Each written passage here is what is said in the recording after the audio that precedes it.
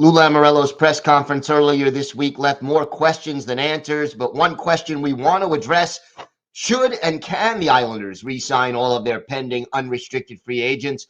Plus, the Islanders sign Eetu Liukas to a contract, and we look at Noah Dobson's season and future with the team. All this and more on today's Locked On Islanders podcast. Your Locked On Islanders, your daily podcast on the New York Islanders. Part of the Locked On Podcast Network, your team every day.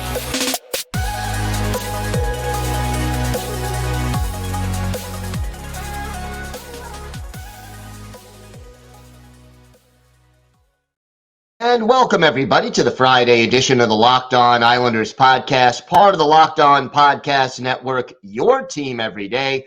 I want to thank everyone who makes Locked On Islanders your first listen every day. Don't forget to subscribe on YouTube and wherever you get your podcasts so you can get new episodes as soon as they drop. And we are now also available on SiriusXM on the SXM app. Just search for Locked On Islanders. Today's episode is brought to you by Gametime. Download the Gametime app, create an account, and use code LOCKEDONNHL for $20 off your first purchase. Lots to talk about on today's show, but first, if there's something Islanders related on your mind, if you have a question for us, a comment, maybe a subject you'd like us to discuss on a future episode, feel free to email us. The email address, lockedonislanders@gmail.com. You could also follow the show on Twitter at LockedOnIsles, and you could follow me, Gil Martin, on Twitter. I am at Ice Wars, NYRVSNYI, and we're going to keep you up to date on all things Islanders this offseason, from hirings, firings, trade rumors, the draft, and free agency. We're going to have it all covered for you here on the Locked On Islanders podcast. As I opened with, I think Lou Lamoriello's press conference earlier this week left very little new information for Islanders fans, and I know a lot of people were just a little disappointed with the overall approach that Lou Lamoriello is taking to building and maintaining and moving this team forward, or maybe not moving this team forward enough. But, you know, one of the things that Lou Lamoriello said in his press conference was that he wanted to re-sign all four of the team's present pending unrestricted free agents. And that is not necessarily going to be an easy task. You're talking about four players here: Pierre Engvall, Semyon Varlamov, Zach Parise, Scott Mayfield. Those are the four guys who are out there and available. And it's going to be tight because right now the Islanders have about $5.5 million available in cap room. And only if they're able to trade Josh Bailey's contract and get all of it off the books, well, yeah, then they would go to having about 10.5, give or take, $1 million in available cap space. But is that going to be enough to re-sign all four of these players? And I think when you start to break it down, the answer is probably not. The easiest one out of these four, to me, is Zach Parise. It's a question of whether Parise stays with the Islanders or decides it's time to retire. He basically said on getaway day that it's either the Islanders or nobody. And Lou Lamoriello said at his press conference, we definitely want Zach back. So Parise would play for roughly the, league minimum for a veteran. He's still getting money from the Minnesota Wild with their buyout. And, that doesn't take up a lot of cap room, and the value is outstanding. Semyon Varlamov, I estimate, will cost between $2.5 and $3 million a year. It'd be much better if you can keep him at 2.5. But again, knowing Lou and knowing Varley, it's probably going to be 3, maybe even 3.5 million. That is, again, going to start adding up. The other player is Engvall, and Pierre Engvall adds that speed element that the Islanders lack and that they need. Quite frankly, Lou Lamoriello's strange quote from Tuesday notwithstanding. So Engvall is probably going to get $3.5 million. If there's a bidding war, he might go as high as 4, but you start adding this up. Let's say it's 3 million for Varley and 3.5 for Engvall and 750,000 for Parise. That doesn't leave enough room to sign Scott Mayfield, who's probably worth somewhere in the $4 to $4.5 million range. And it may go as high as 5, because if you think about it, right-handed shooting, experienced defenseman with size, there's not a lot of them out there, and it may end up being a little bit of a premium price. I don't think Scott Mayfield is worth $5 million a year, but it only takes one GM to make that offer. And look, we know Mayfield likes playing with the Islanders, wants to stay. Maybe he's willing to give a small hometown discount to stay on the island.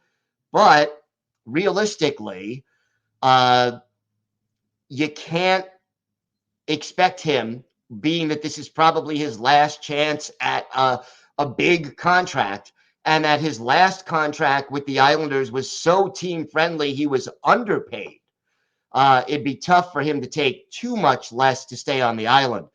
Now, would Lou Lamoriello think about making another trade to open up a little bit of room? Maybe. I would highly recommend that he does that.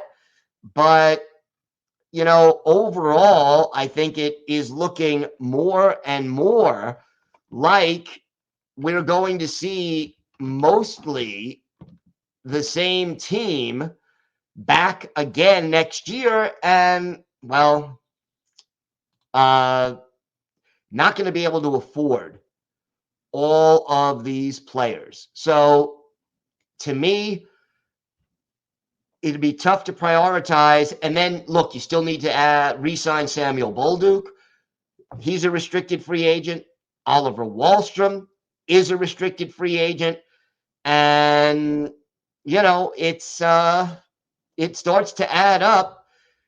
And then if you want to add that puck-moving defenseman somehow, especially if Mayfield isn't re-signed, where's the money coming from? Some kind of a move has to be made. And, well, let's just hope that the New York Islanders are able to make that move and make it in a way that helps the team. Because as I said, and everydayers, this, to me, the priority for this team should be the puck-moving defenseman. And Lou Lamoriello said, yeah, I said a year ago we wanted to add one. It didn't work out. There's no doubt they still need that puck-moving defenseman. But to me, you can get a puck-moving defenseman for a little bit less money than a sniping goal scorer. And then you could add that sniper at the trade deadline or even before, save yourself a little money on the cap and maybe do one of those trade and sign things that seem to work so well for the New York Islanders. All right, we have got more to get to on today's show. We'll talk about the signing of Eetu Liukas to an entry-level deal. We have a reaction to what we said about Josh Bailey and his contract, and Noah Dobson's season in review and future outlook. We've got all that and a lot more on today's Locked On Islanders podcast. Today's episode is brought to you by Birddogs. Attention active individuals, are you tired of sacrificing comfort for style when it comes to activewear? Introducing Birddogs, the game changer in athletic shorts. They're premium shorts designed for maximum performance and unparalleled comfort. And I'll tell you, I am the kind of guy, I have to be comfortable. Bird Dogs fit just great. They have a unique built-in liner, so they offer the ultimate in support and flexibility, and they'll keep you comfortable during even the most intense workouts. But Bird Dogs are more than just workout gear. They're versatile enough to take from the gym to the street. Bird Dogs are made with premium breathable fabric, and they keep you cool and dry throughout all your activities. So order Bird Dogs today. Join the thousands of satisfied customers who have made the switch. Visit birddogs.com/LockedOnNHL and enter promo code LockedOnNHL to get a free custom Bird Dogs Yeti-style tumbler with every order. Bird Dogs, where style meets comfort and performance meets perfection. Get yours now and unleash your true potential. So the Islanders made a move, and I have to say it's a very good one. Signing a past draft choice, and it's always good. You don't want to lose those guys for nothing. They signed Eetu Liukas, the left wing from Finland, who they had drafted in the 5th round of the 2021 draft. He has been playing in Finland for the last 4 seasons professionally, had his best year of his career in 2022-2023.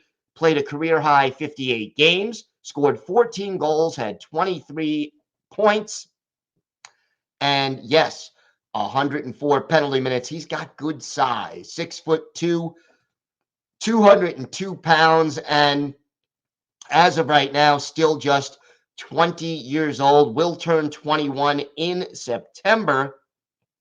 So the guess is that Liukas goes to Bridgeport and basically gets a season under his belt of North American professional hockey, and then we see how quickly he becomes ready for the NHL. And look, here is a guy who, I think was a very solid pick in the 5th round, who has a little more potential than you expect. It's interesting that so many of the players that Lou Lamoriello has drafted in the middle to late rounds end up being among the top prospects. Now, obviously, part of that is that they don't have any first-round picks, traded away a lot of seconds and thirds as well. But, overall, here's a guy who isn't afraid to be physical, who projects down the road as a power forward. He is plays a little bit angry, doesn't back down from challenges, and is smart without the puck, plays good defensive hockey, and the Islanders appreciate that. And he's also good against the boards, winning those 50-50 puck battles. The issue, though, for Liukas before he's NHL ready, and this may sound familiar to Islander fans, needs to improve his skating a little bit and his acceleration, getting that quick start, that first step. He has improved it a little bit since he was drafted, but overall, he seems to be heading in the right direction, and the whole key is just improving that skating enough to get him to the next level. Now, we got an email yesterday about, we had our segment yesterday, Everydayers, about the 3 worst valued contracts on the Islanders. And, the 3 people listed there came from an article in The Athletic, which I cited, and I spoke about to what extent I agreed or disagreed with the picks. And look, number 1 on the list was Josh Bailey. So Alan, he did not say where he was from. He did give his last name, but I don't usually want to read last names on the show. So Alan says, please don't look at money because I won't. Josh Bailey has an intangible. It's called heart. His influence on the new young players is invaluable. And the Islanders and Lou Lamoriello should show young Islander fans that we are also caring, good sports, and human. Alan, first of all, I am not going to dispute what you said about Josh Bailey's heart.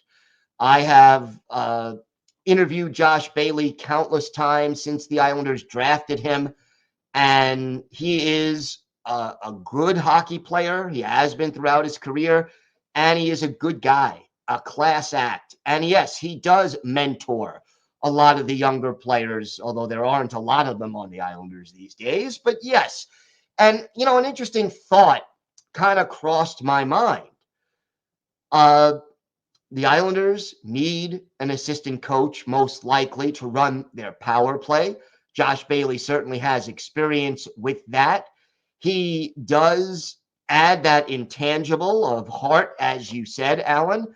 And I think, based on what I have seen of his personality, would probably make a good coach down the road. I mean, very few players on the Islanders have the vision of the ice and the hockey IQ, the awareness that Josh Bailey has brought over the course of his career. To me, if Bailey was willing to retire and become an assistant coach and maybe run the power play, help mentor some of the young players, I think that would be great for both Bales and the Islanders. He may not be ready to do that if he wants to continue his career. You heard Lou Lamoriello, Alan, and that, again, it's not my decision. It's Lou's and Josh Bailey's to a lesser extent, but they'll try to accommodate Bales, whether it's buying him out or trading him, and try to open up some cap space. But Alan, I agree with you about the intangibles of Josh Bailey. Unfortunately, his level of play just fell off last year. If he could bounce back somehow, I would love to see it. Like I said, he's a good guy and a great Islander over the course of his career. But it just seems to me that the writing on the wall and everything else, it just is time for the Islanders, in their own minds at least, to move on from Josh Bailey. And I'm going to say it is highly unlikely that Bailey is a player on the New York Islanders this year. Could he be an assistant coach? Maybe. It would be an interesting decision. I mean, we've seen Johnny Boychuk be an advisor and help the team out in training camp after he retired. Zdeno Chara last year that he was with the team was a player, but he was almost like an assistant coach. We know how much he helped Noah Dobson, who we're going to talk about in our next segment. So it wouldn't be the most far-fetched thing in my mind to see Josh Bailey either this year or a year or two down the road become part of the Islanders organization, whether it be as a scout or an assistant coach or as an advisor of some kind. And I think he could still do a lot of good for this New York Islanders team in one of those capacities. So, Alan, thank you for the email and for a heartfelt defense of Josh Bailey and everything he's meant for this franchise over the course of his career. Even if it is, time for him to head on to a different team if he wants to keep playing, you make some very good points about what Bailey has added to the team over the course of his career. We have got more to get to on today's show. We will talk about Noah Dobson and his season and his future role with the Islanders. We've got all that and more still to come on today's Locked On Islanders podcast. Today's episode is brought to you by Gametime. Buying tickets to your favorite events shouldn't be stressful. Gametime is the fast and easy way to buy tickets for all the sports, music, comedy, and theater near you. With killer deals on last-minute tickets and their best price guarantee, you could stop stressing over the tickets and start getting hyped for the fun that you'll have. Forget planning months in advance. Gametime has deals on tickets right up to the day of the event, and you can get exclusive flash deals on tickets for football, baseball, basketball, concerts, comedy, theater, and more. And the Gametime guarantee means you'll always get the best price. If you find tickets in the same section and row for less, Gametime will credit you 110% of the difference. So snag the tickets without the stress with Gametime. Just download the Gametime app, create an account, and use code LOCKEDONNHL for $20 off your first purchase. Terms apply. Again, create an account, redeem code LOCKEDONNHL for $20 off. Download Gametime today. Last minute tickets, lowest prices guaranteed. So we continue our player-by-player look at the Islanders season. And today we take a look at Noah Dobson. Dobber. It was really tough to watch Noah Dobson this past season in his own zone. He really regressed in his own zone last year after playing better there. And, Lou Lamoriello really came to the defense of Dobson in his press conference. And I respect Lou for it, even though I think a lot of the criticism of Dobson is completely justified. You got to remember, though, Dobber is still only 23 years old, and defensemen typically take longer to adjust to life in the NHL and reach their full potential than forwards do. It's, power forwards take a little longer, defensemen take a little longer. And look, people forget that this was really only Noah Dobson's second complete season in the NHL. His point total was pretty close to identical to what it was the year before. 13 goals, 49 points, 2 points less than a year ago, but he played 2 fewer games. So, look, roughly the same. He was still a +4, plus minus, 20 penalty minutes as compared to 18 a year ago. Boy, everything just, offensively, production-wise, he was consistent. The problem I had with Dobber was his inability to get the puck out of his own zone consistently and make the transition from defense to offense. And he really wasn't a great quarterback of the power play. Now, we've talked consistently about how frustrating the power play is with its lack of strategy. Hopefully, a new assistant coach can change that. But for whatever it's worth, Dobber, as a power play quarterback, to me, he gets like a C or a C plus, and maybe a change helps, but we'll see. He attempted 80 more shots this year than he did a year ago, but only had 16 more shots on goal. His shooting percentage, roughly the same, 6.3 this year to 6.8 a year ago. His ice time is actually down by 1 minute and 5 seconds, but he still played 20 minutes and 23 seconds of ice time per game. But here are the little things that are, again, a little bit disappointing. Blocked shots down by 50 this year over a year ago. Hits down by 18 over a year ago. So, look, physicality is not Noah Dobson's strong point, even though he's 6'4", 195 pounds. 6'4", you would expect him to have the size, but that's not his game. His game is the ability to skate, the ability to shoot and pass and be creative. But look, he's young. He has to work on a few things. And I think, getting that ice time back, he has to get back into the top 4.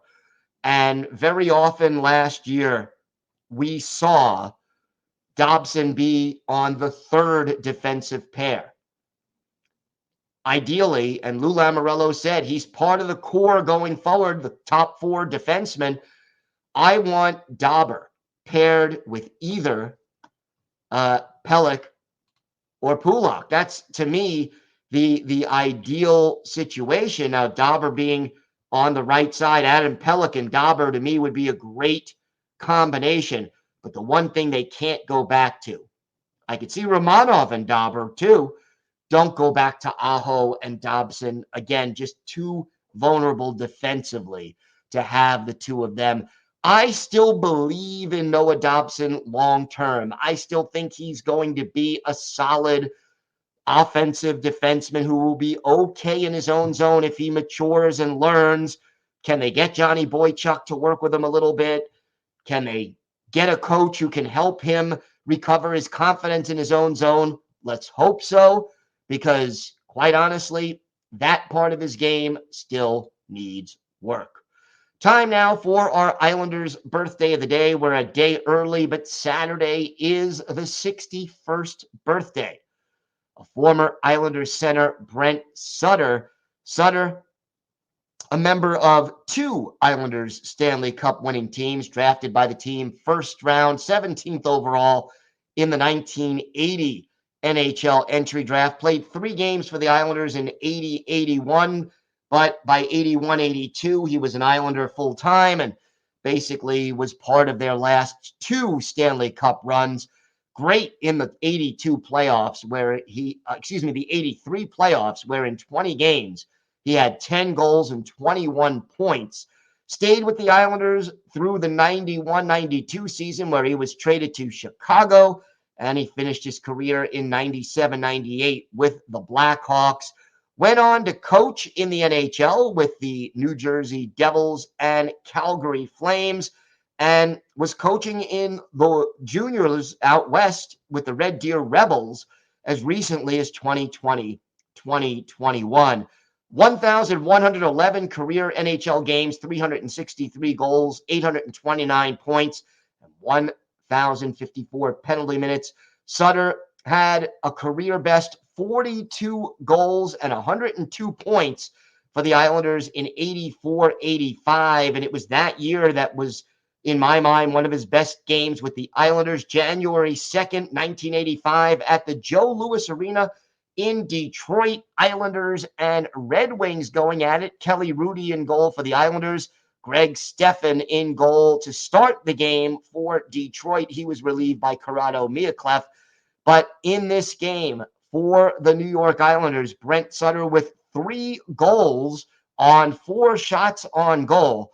And the Islanders crushed the Red Wings by a score of 7-2. 2 of those 3 goals came on the power play, the 5-on-5 goal assisted by Mike Bossy and Tomas Janssen, as was one of the power play goals. The other goal, John Tonelli and Tomas Janssen assisting. So Brent Sutter, a solid 2-way center for the Islanders, one of the famous Sutter brothers. He is our Islanders birthday of the day. I want to thank everyone for making Locked On Islanders your first listen every day. Everydayers, we will be back on Monday, and we will talk about Otto Koivula's season, plus we'll break down a few more factors about the Lou Lamoriello press conference and where this leaves the Islanders. We'll have some more draft preview prospects as well, so make sure you join us for that.